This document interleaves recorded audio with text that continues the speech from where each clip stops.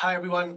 Good afternoon, good morning, good evening, wherever you are. We are expecting participants from a few countries. So welcome to our webinar on performance management, a case study presentation. My name is Sajad Parmar. I look after the Talent Accelerator. I'm based out of Singapore and Pakistan both. Welcome to our presentation on a case study from one of the largest global textile firms in reference to performance management intervention that we conducted for them a few months back. So we'll get started, and other members can and keep joining in.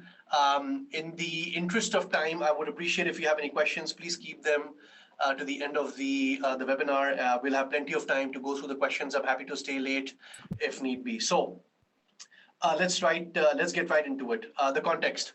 So the intervention that I talked about is for one of the largest textile firms globally.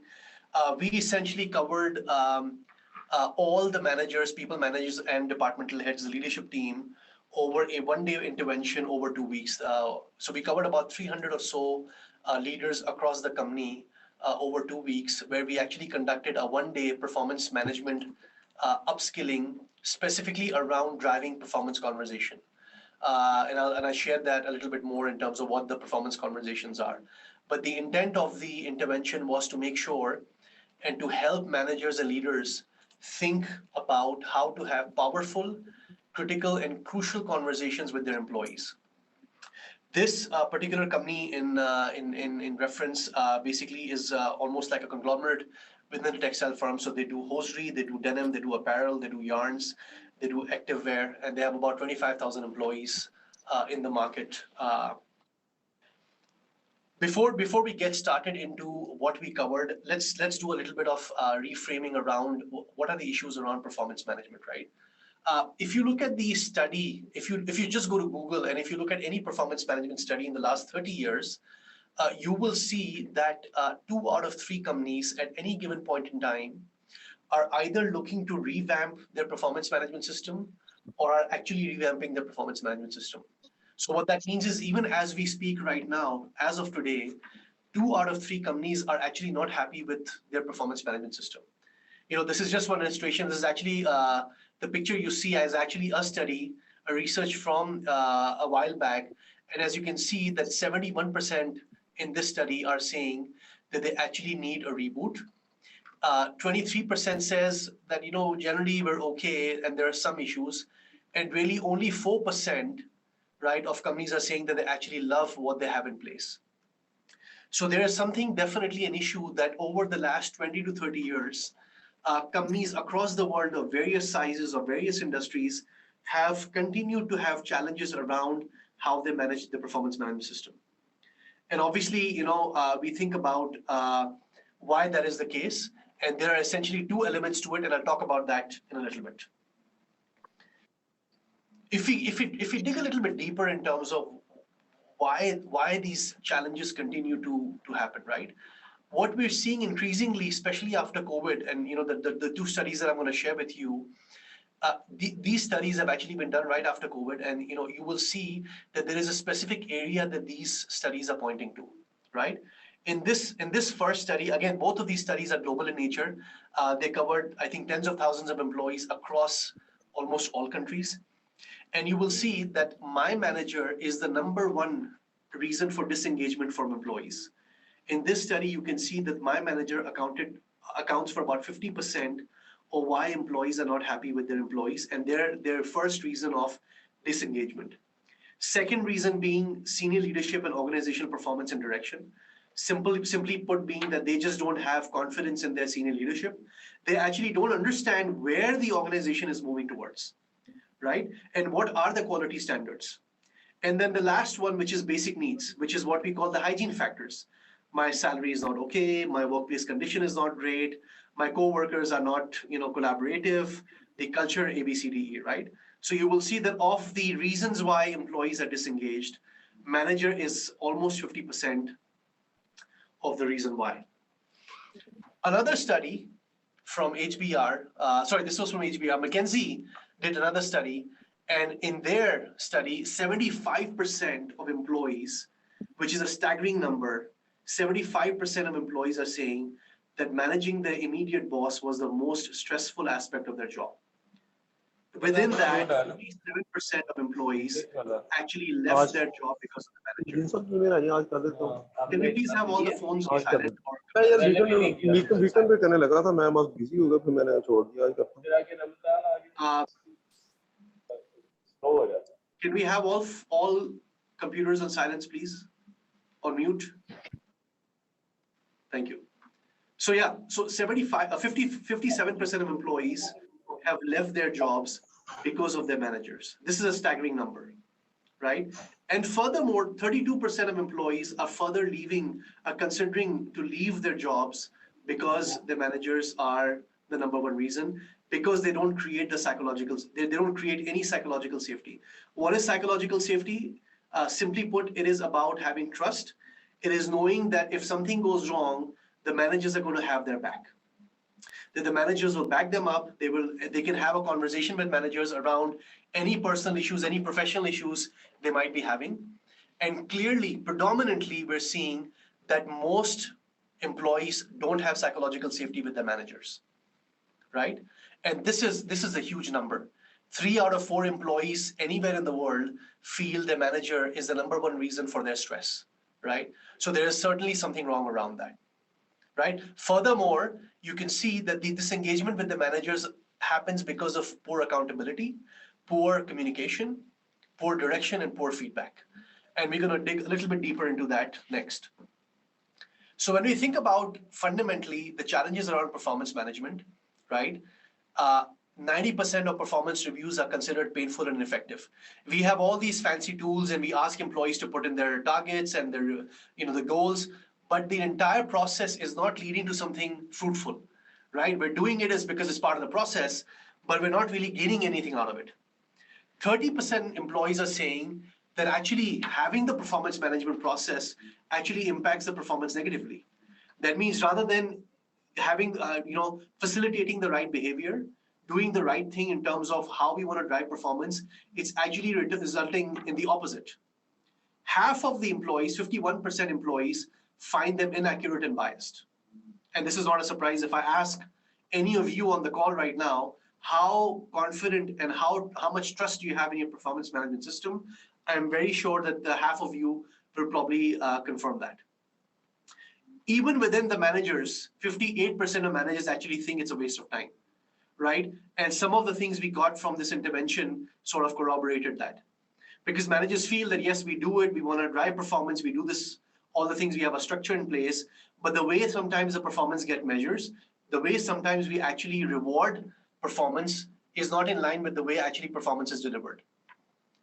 And then obviously the main fundamental issues is around communication, around in managing effective leadership in pure communication terms. 63% of employees don't feel that their recognition, their efforts and achievements are recognized. 50% of employees feel they don't have clear directions from their leaders in terms of what they're supposed to do and how they're supposed to do. Believe it or not, but 50% of employees actually don't get time from their managers. And believe it or not, 50% of managers refuse to talk to subordinates when they need it, right? So if you look at the last two, 1 out of 2 employees actually don't even get the fundamental right in terms of getting time with the managers on a regular basis, and sometimes even getting any talk time or any face time with the managers. And these are global research, by the way. So if you combine the numbers that I've shared with you, these are staggering numbers, right? And it basically points us back to the fact that if you think about employee experience from a holistic perspective, the number one factor impacting employee experience is the manager. And let me give you a couple of thoughts to think about.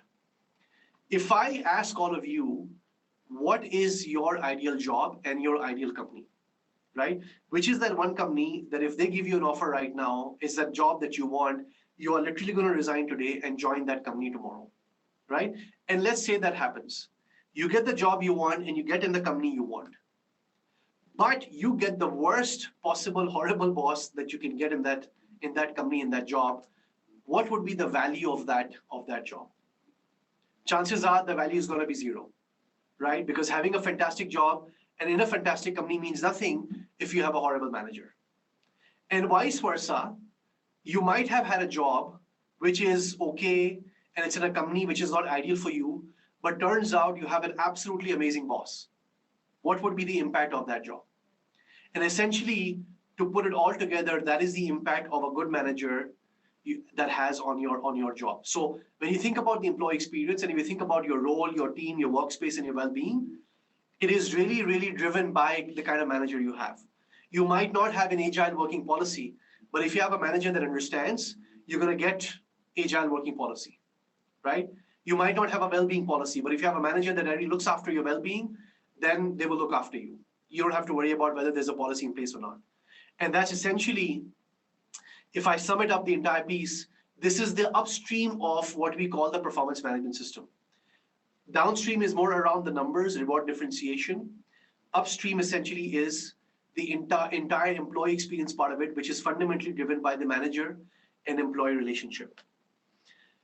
So what did we cover during the workshop? We essentially focused on the manager and employee relationship. This entire workshop one-day design has been to make sure that managers really understand what it takes to manage employees, that one conversation cannot be had throughout the year, and that same conversation cannot also be had all the time throughout the year. What we have done actually internally is to create this model called PAM, which is the performance acceleration model. And the purpose is to drive superior business performance, because what we want to do ultimately for our employees is to drive maximum potential and performance. And that can only happen, we feel, if the managers and employees are having the right conversations. It doesn't mean the other pieces are not in place, but if the managers and employees are not having the right conversation, then no amount of design, no amount of target setting, no amount of feedback is going to make a difference, right? So the manager-employee relationship and conversation sits absolutely at the center of all this, because it impacts trust, it creates psychological safety, it creates engagement, it creates collaboration.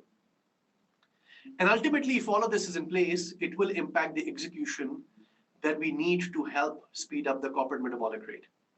So if I was to break down the model, and we'll talk about that a little bit very briefly, what we talk about strong goal alignment, right? We typically get top-down goal alignment. We have the company targets, they get translated into functional targets, departmental targets, and then employees get their targets.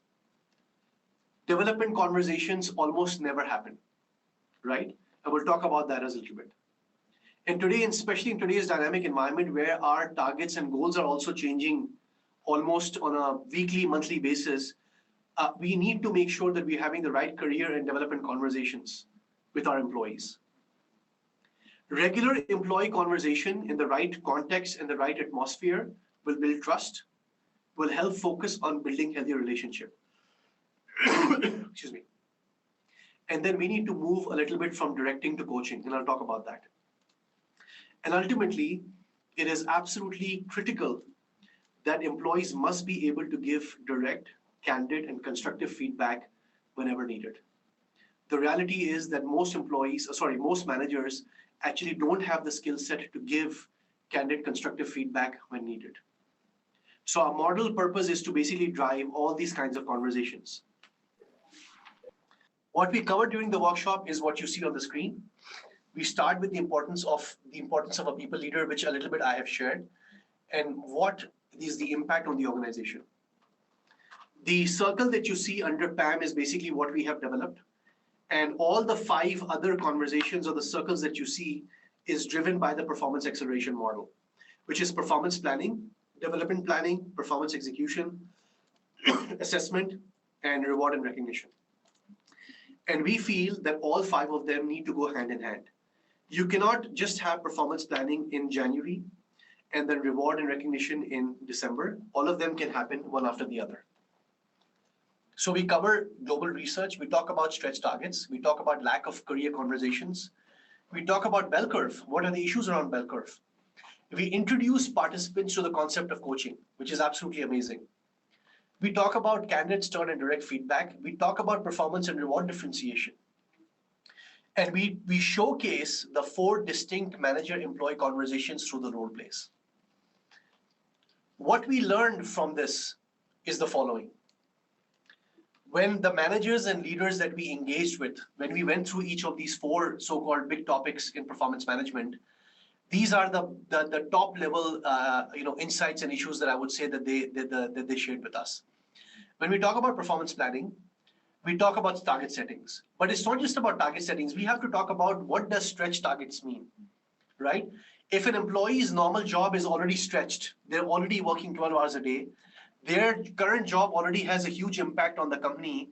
What does stretch targets mean on top of their regular jobs? How do we manage group targets? In a manufacturing environment, industrial environment, sometimes a lot of teams have shared targets. So if one group is performing but the other group is not performing, what does that mean? Then when you think about performance planning or goal setting, how does your system and process and structure comes into play? Does it facilitate? Does it become a problem? We saw that sometimes managers and employees feel that the performance management system and the process actually, it results in negative performance because it's too much to handle. You have to put in targets and target settings and achievement every 2 months. It's taking more time to manage the system than to actually drive performance. That's all performance planning. When we talk about development and growth, we talk about career advancement. We talk about career aspirations. We talk about employee strengths and gaps. We talk about life goals. We talk about what does the employee want to achieve in the long term and the short term. And again, like I said, the reality is that this conversation almost never happens. And that's a big gap. Then we talk about performance execution. Performance execution is about giving continuous feedback, but that's where we introduce the concept of coaching. And then how do you differentiate coaching versus mentoring, and where to apply coaching and where to apply mentoring? And that's very important as far as performance execution is concerned. Performance execution is that conversation you have with your employees on a daily basis, on sometimes multiple times a day, on a weekly basis. This is the conversation you will have with your employees throughout the year. And then lastly, evaluation and assessment. Managers and leaders told us that what does bell curve mean? Why do we need bell curves? Why do we have ratings and some companies have moved away from ratings? Where does the concept, how does 360-degree feedback and calibration help in terms of evaluation and assessment? How do we measure what and the how of employees, how being the employee behavior? And does company actually have a structure in place to measure scientifically the behavior part? Because as you know, how is all subjective, but can we make it objective? And ultimately, everything must land in reward differentiation. How are we going to measure performance, and how are we going to make sure that we differentiate employees correctly? So if we drill down into each of these five, what you see is basically what we captured from the managers and leaders. Again, this is very, very high level. So, when one of the challenges that managers shared with us was when we set goals and milestones, one of the main challenges is around shared goals. If it's a substantial goal and two different teams have it on their plate, if one team is performing but the other team is not performing, but ultimately the entire assessment is based on the group performance, then how do we make sure that it's fair? So if I do my work, but my other team member in the other department are not doing their work, and that leads to a failure of achieving that target, I'm also going to be penalized. Is there a structure in place that takes into account that fact? Or is there a process by which I can actually escalate and say to my leaders and my other peers that, hey, by the way, I've done my work and I've given and I've followed up, but my other team members, other department is just not basically stacking up, right? And how does that fit into the wider performance framework? One of the things they shared was that the strategic planning and focus is missing. That means when it comes to employee level, it's very operational. Nobody sits down with them and actually shares with them, why are we achieving something? What is the ultimate aim of this target in terms of goal or the function, right? As I said, this is very top down. There is no room for discussion. So if you're doing a job where you feel actually apart from your company targets, you might be able to add value by doing something. and this is particularly true, especially in terms of functional targets, there is usually typically no room for negotiation, and that's an issue. How do we balance team dynamics versus individual performances? That means there are cases where 3, 4 employees in a team are all contributing towards the team target, and there are very specific individual targets. And how do we balance them? So if you have a team where your roles are very distinctly different from one another, how do you bring balancing of the team? How do you collaborate between the team members so they're supporting each other? Because I'm obviously going to look after my own targets, and I'm not really concerned about what my peers do. But can leaders bring all of us together and at the start of the year, balance out the dynamic and say, hey, we got to support each other, right? Does your performance management system actually support that, facilitate that? Like I said, there is no team discussion on team goals and departments. Sometimes a target comes in which works for me, sometimes it doesn't work for me. And then there is this whole negotiation around that, we should have this and we should not have this. And it's not always easy, especially at the more senior levels.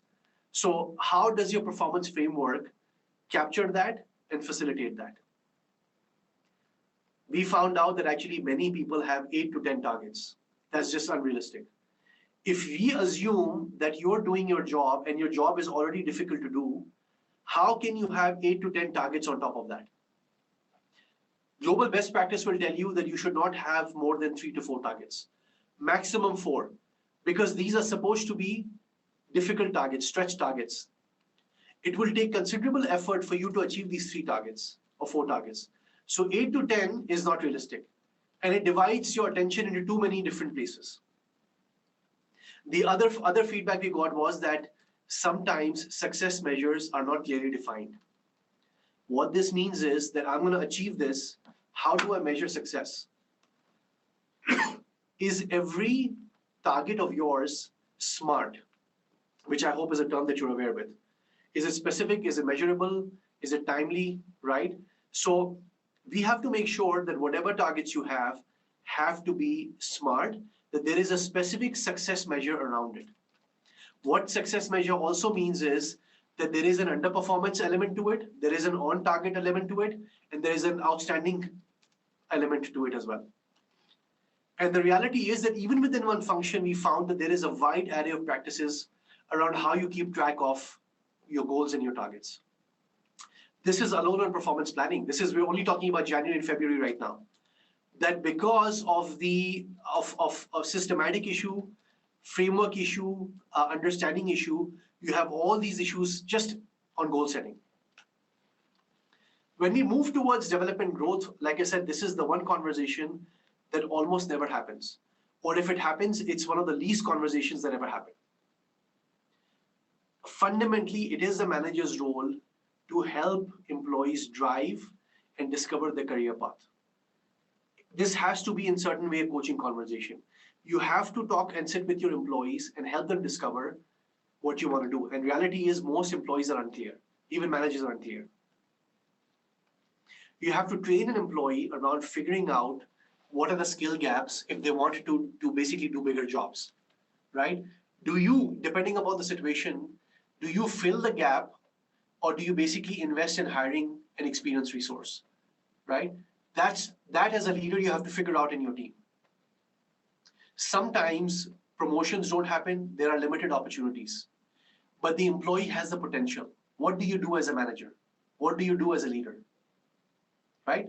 And I'm sure many of you who are leaders or who have teams to manage, you would have seen that in your journey, because you can't always promote your employees, you can't always give them growth opportunities, right? But if an employee is getting stuck, what do you do?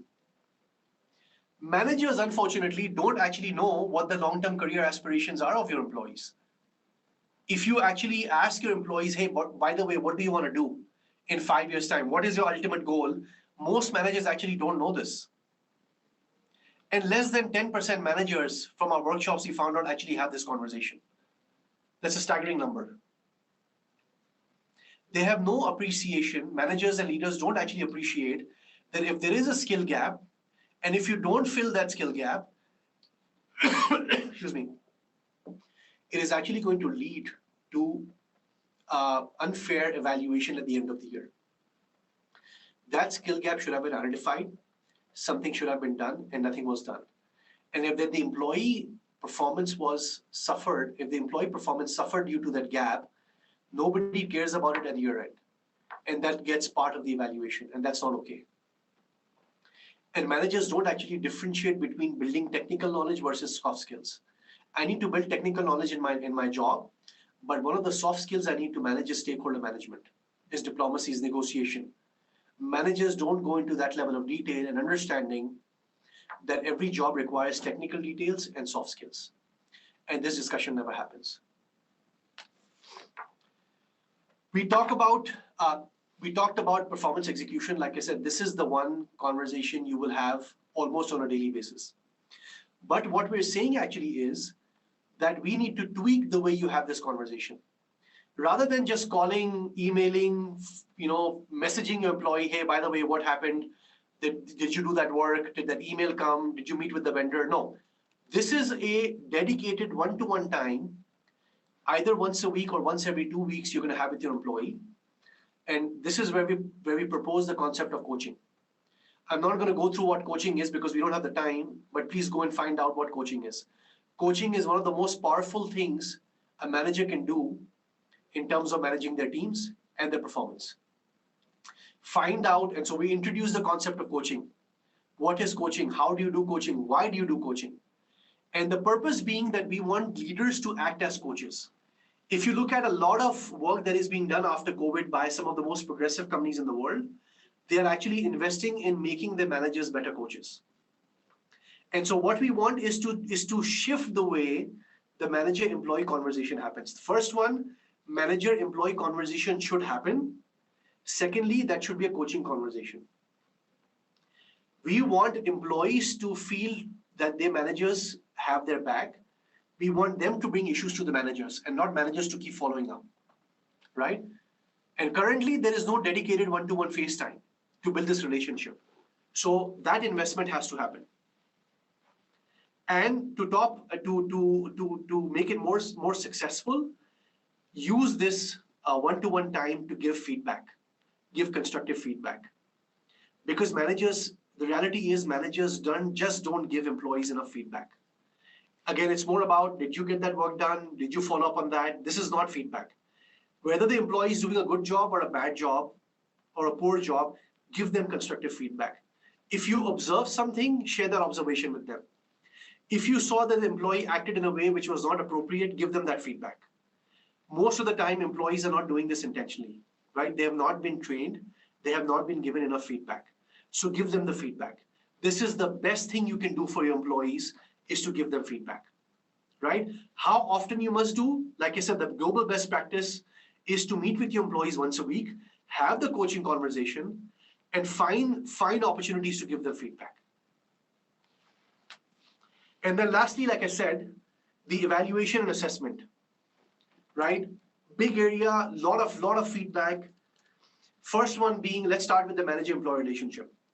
Managers feel that if they give their employees poor feedback, the employees are going to get motivated, they're going to get upset. Employees are going to resign, right? So that was their first concern. We found out that less than 10% managers actually are comfortable giving candid, stern, constructive feedback. Again, this is a staggering number. So if 9 out of 10 managers cannot give good feedback to employees, how do we expect employees to perform in the way that we need them to perform? How do we expect them to do the right thing, drive the behaviors? How do we expect them to perform in plain simple words? We cannot have a performance management system where managers cannot give employees feedback and cannot help them actually. Trust building is very important in effective feedback and evaluation. If your employee trusts you, you can give them feedback and they will take it. And managers need to adopt a flexible approach in giving feedback. Figure out every employee is different. Same feedback in the same way is not going to be applicable on all employees. We talk about what and the how. How do we measure qualitative feedback? I already said it's very subjective, right? If you have company values or behaviors, can you make sure that you evaluate how in a way that is actually quantitative? whether it's through calibration exercises, whether it's through 360-degree feedback. What to do if the employee does not accept your feedback and if their behavior is unsatisfactory? Is the what more important or is the how more important? There is a thought leadership that says that actually the how is more important than the what. Because you delivered the numbers, but you did it in a way where you basically made everybody cry around you, then that doesn't count. We talked about the bell curve and really other related questions. Why should we apply the bell curve? Why do we need to have rating? Why is it that some of the biggest companies in the world are actually moving away from ratings? And why is that the case? What does underperformance mean? And does underperformance actually mean poor performance? And it's a very interesting question. And I don't have time to get into that, but we actually answer that question in the workshop. Bell curve basically forces us to rate performance. And sometimes, because that has an impact on reward, we start with this blame game that, oh, the bell curve came from the top, so, we had no choice. But do you think as employees we care whether you apply a bell curve or not, because you're basically not assessing and recognizing performance? And worst of all, we find out even through regular research that bell curves actually don't really link to business performance. Whatever bell curve you have, at the end of the year, when you actually have measured your business performance, your bell curve is supposed to reflect that performance. And 9 out of 10 cases it actually doesn't. So there's a huge gap there. So what you've seen is that you have these 4 areas in performance management. If we take the manager-employee relationship and we talk about the conversations they're not having, what are the issues managers are having around each of those 4 big areas?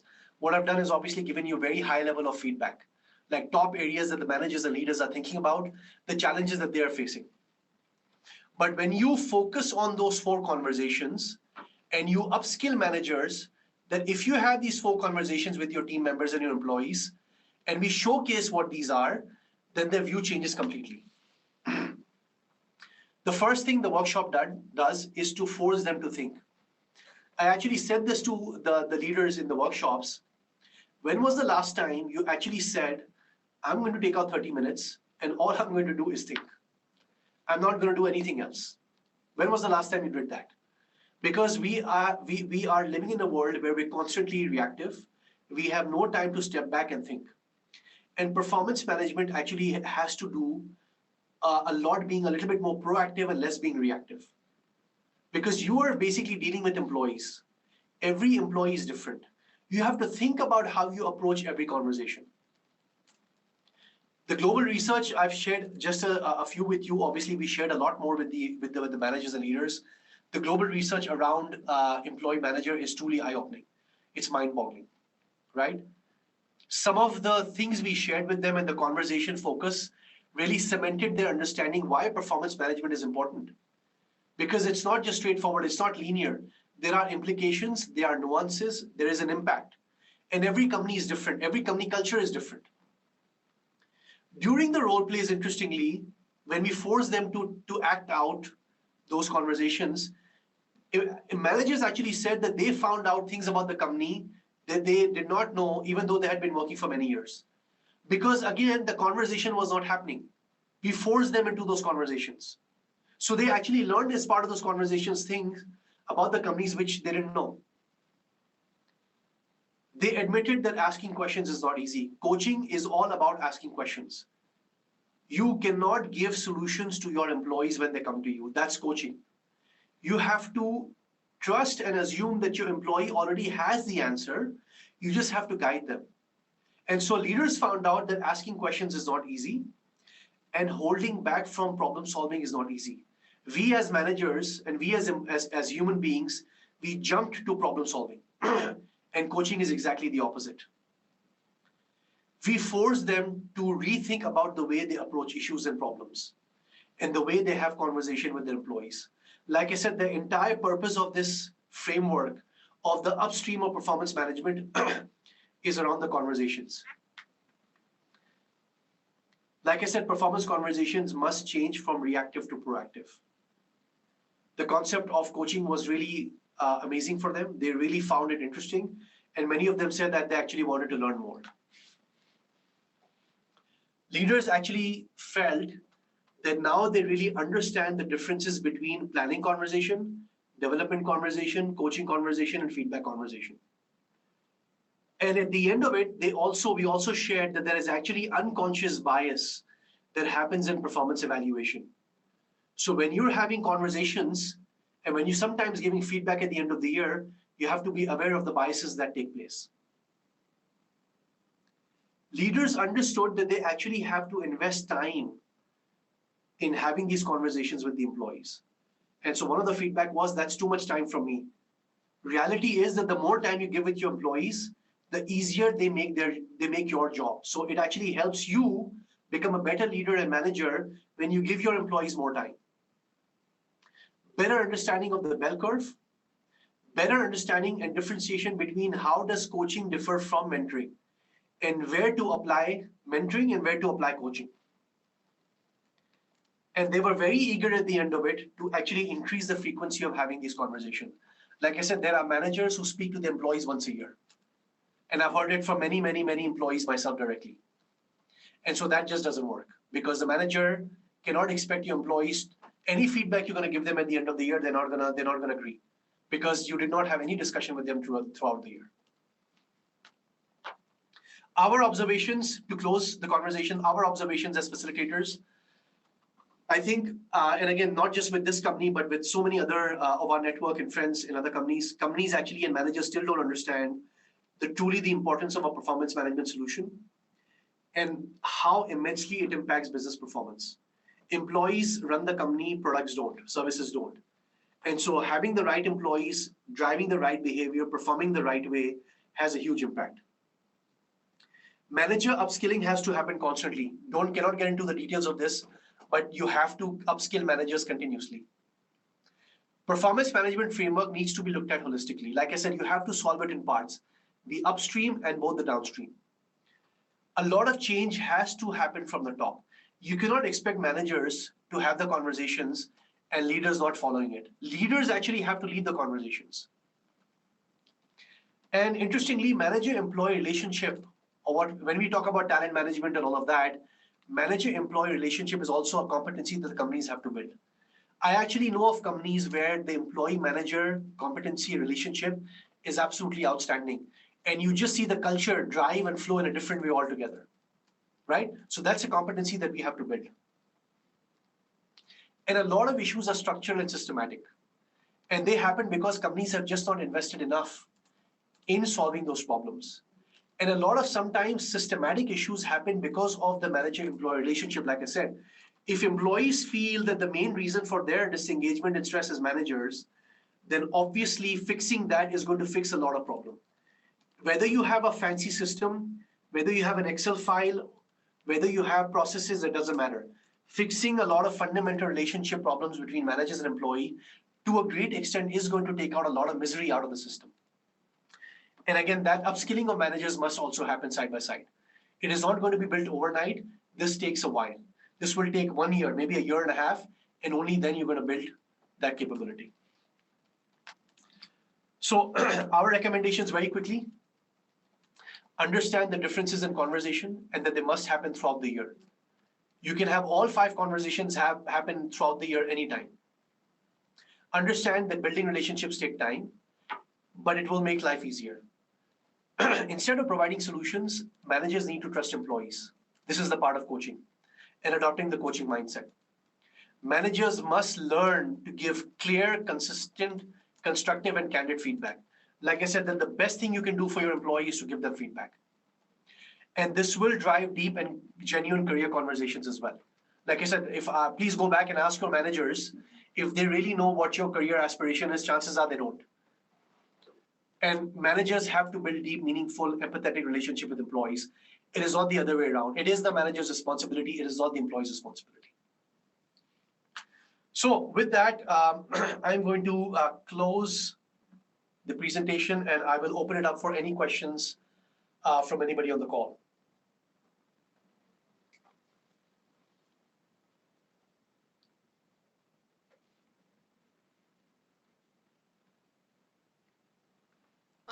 Sajad, thank you very much. A very informative session. I'm Sadia.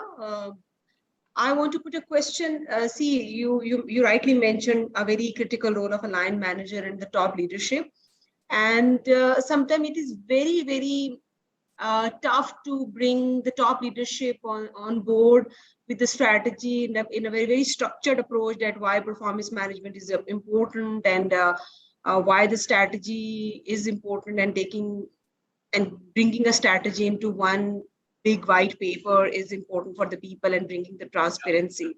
So um, taking a buy-in from a top leadership is really a tough thing, and especially in the local organization, the local businesses where the organizations are struggling and towards the modern systems and processes. So, what is your advice with respect to your experience with different organization and different cultures? That how HR can put forward the case, or you can say the conversation towards the top leadership of the organization to drive this agenda, because this is one big thing that it has to driven through the top leadership. It's not a bottom up approach. Yeah, great question. I'd say two things that at least I have seen be very impactful and very positive. The first one is, like I said, one of the things we found out when we shared this global research with anybody, it's an eye opener. There are a lot of leaders and managers who think they're fantastic leaders and managers, but that's really not the case. First thing I would say is that, use as much global research or even like localized research. I'm sure we can find out for that perspective that how effective is performance management. The numbers I shared with you, there's a lot of similar research out there that you can use and just share with your leadership team. That's number one. They might agree, they might not agree. I understand that. If it's a leader who's like, I don't care about performance management, but it's to at least make them aware that performance management is an issue. Whatever perception we have of our own leadership and managerial effectiveness is not really correct. That's the first thing. Share with them the actual research. Second thing I would say is that we have to start using analytics a lot more. And as you probably know, that people analytics is not an area that we're nowhere close to where we should be. We as a function, if you ask 9 out of 10 HR employees, do they understand what people analytics is? Chances are they will say no. I would say that's the other area. In my personal experience, a lot of discussions I've had with leaders, I don't go with slides. I basically take analytics with them, right? So if you have numbers, if you have data, if you take facts and figures and analytics to your leaders, the reality is it's very hard to argue against numbers. Why does finance get more respect than us? That's a fact. Because they're always talking about numbers, right?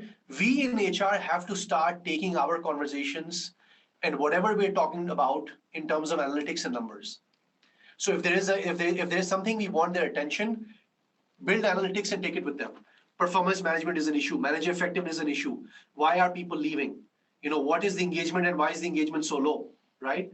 We need to build this muscle and then take the conversation back with the leaders. Because if you go right now and say, by the way, our employees are not performing, they will have 5 counter arguments with you. If you take facts and figures and show them the numbers and prove it to them, it's very hard to argue against them. I've had a couple of leaders I've faced who were just ruthless about their opinions. They just felt that their opinions count and nothing else count, and we just took the numbers with them. And even though they were still very arrogant about it, but you can see that their ability to push back becomes a lot less because you can't argue against numbers. So my advice would be use research and use analytics to try to take the conversation back to them.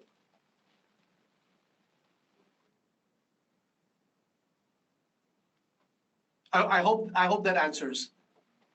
Yes, broadly, yes. But I think another challenge on the top leadership is when there's a lack of understanding and of these things there too. So as an HR, it becomes even more challenging for you to give an understanding. And like I said, this will take time. If the first time you will take analytics, they'll be like, what is wrong with HR? So exactly. But the reality is that, like I said, that change has to happen overnight. And the more we put numbers in front of them, they will realize that their ability to argue over a period of time is going to become less. I'll give you another example. There was another conference I was presenting, and somebody said that, my leader never, we take all these proposals to them and they never accept our proposals. That they never give us money. So I'm said you shouldn't be surprised, because if I just go and ask my business leader, I want $10,000, I would probably get a slap back, right? We also, just like selling is an art, right? Analytics is also an art. You just can't go and ask for things. You have to sell something. So you have to sell an idea. Similarly, you have to sell analytics. First time they might have issues. So we have to build this, like I said, this muscle. It will take a bit of time, but after 1, 5, 10, 15, 20 times, they will see that our way or our approach towards them and what we're trying to say is different. Again, I'm not going to say, oh, it will absolutely solve the problem. Maybe, unfortunately, there are companies where leaders will just not change. So maybe that's one of the facts we have to face. But at least if we try a few times, something might change. Yeah. Thank you. All right. Any other question?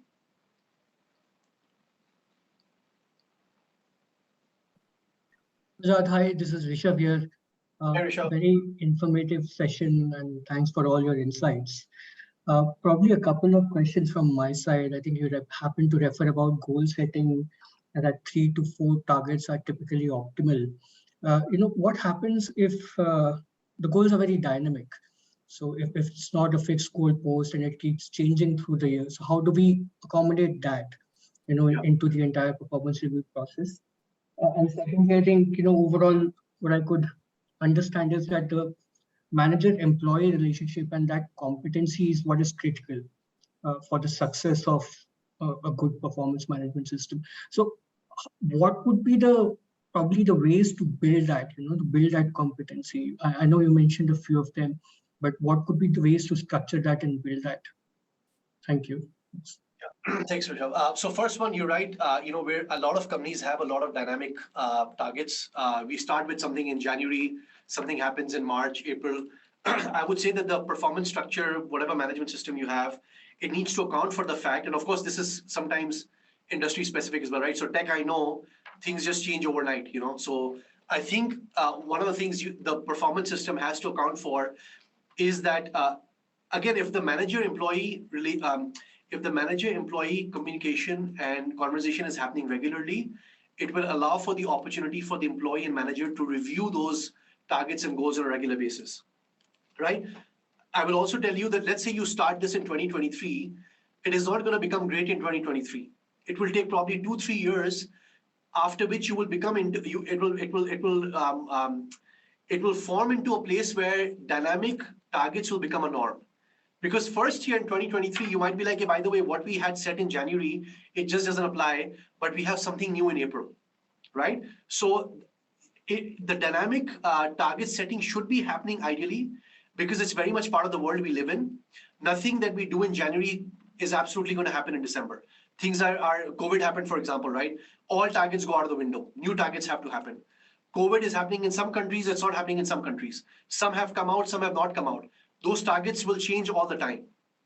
So yes, you're right that the dynamic targets must be set, or at least the conversation must be had between the manager and employee that, by the way, we're going to start with these 3. Let's say these are stretch targets, right? Let's leave room for discussion in May, every quarter, whatever it is, half year, that if we need to tweak and change something, then let's do that. And ideally, this should be happening at the company level. There should be a process that companies should have in place where actually officially you should be able to change your targets midway, or the manager can come back and say, by the way, Sajad, this is not applicable anymore. Can we think about something else? Ultimately, what we're trying to do as part of performance management is that on top of your job, we want you to think about and add value by doing 2, 3, maximum 4 things that will really impact the company or your job, right? So yes, I don't know if I've answered your question, but dynamic should be happening. Manager-employee should have that conversation regularly to assess if those targets are still relevant or not. Imagine the whole year has gone by And the manager is like, oh, but the targets got changed, but sorry, I have to measure you because we didn't have that conversation. And again, I would say that this is manager-led. This is not employee-led. Ideally, employees should come forward, but I think it's the manager's responsibility. They own the team. They own the responsibility. So that's the first one. Can you remind me of the second question? I forgot. No, it's no.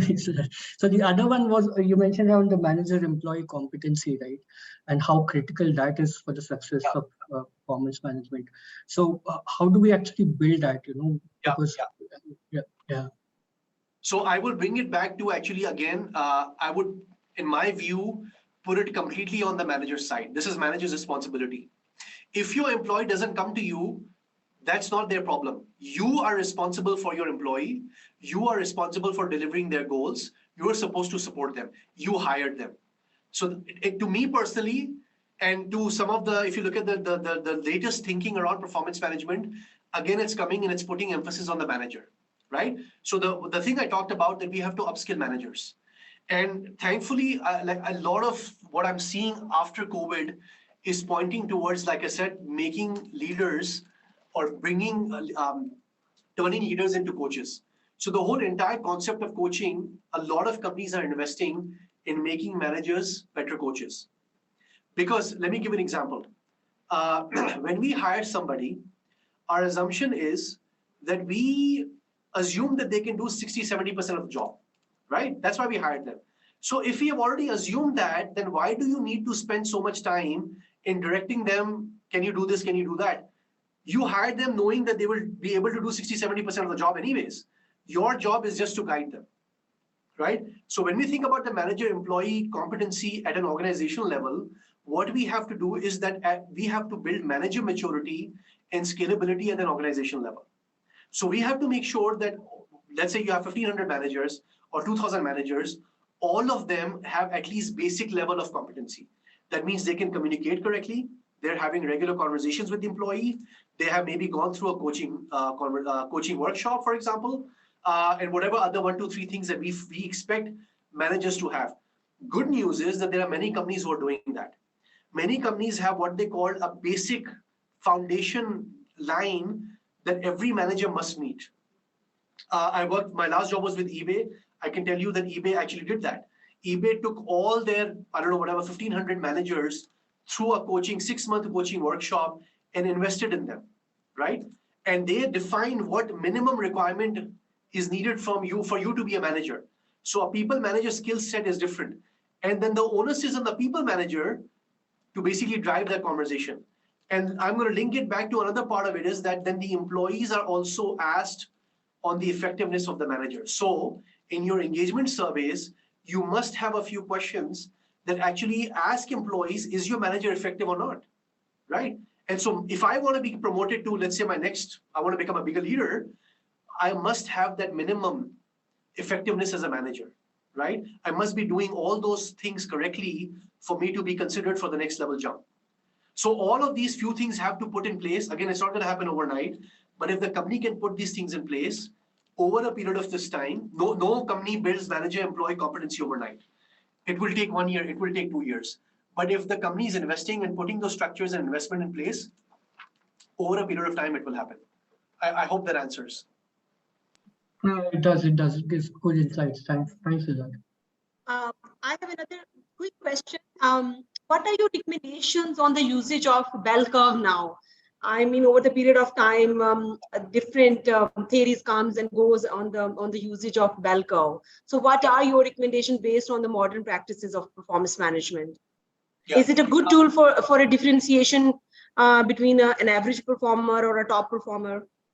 Yeah, very simple answer. In fact, I think we covered this in our workshop as well. Companies, so you may have known there are many companies who have gotten away with bell curves, right?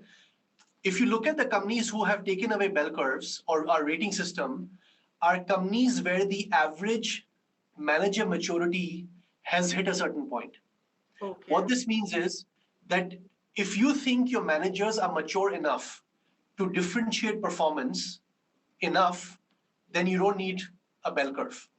But if your managers holistically on an aggregate level are not that mature, you will need a bell curve. So I'll give you big names. You look at Unilever, you look at Apple, you look at GE, which started the bell curve, right? You look at Amazon. These are big companies, but not the big companies. Over a period of time, they have built enough muscles, they have upskilled their managers, they have enough structure in place by which they say, we don't need a bell curve anymore because our managers, we trust them to do the right job. If you have arrived at that place, you don't need a bell curve. If you're not there, then I absolutely think you need a bell curve, because I will have my own biases. I am a strict manager. You are a generous manager. How do we balance out?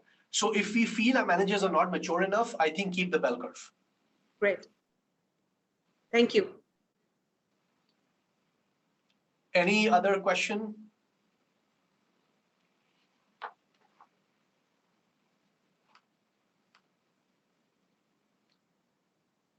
All right, we're right on the hour. Thank you very much for attending and your questions and your engagement. We will upload this webinar on YouTube.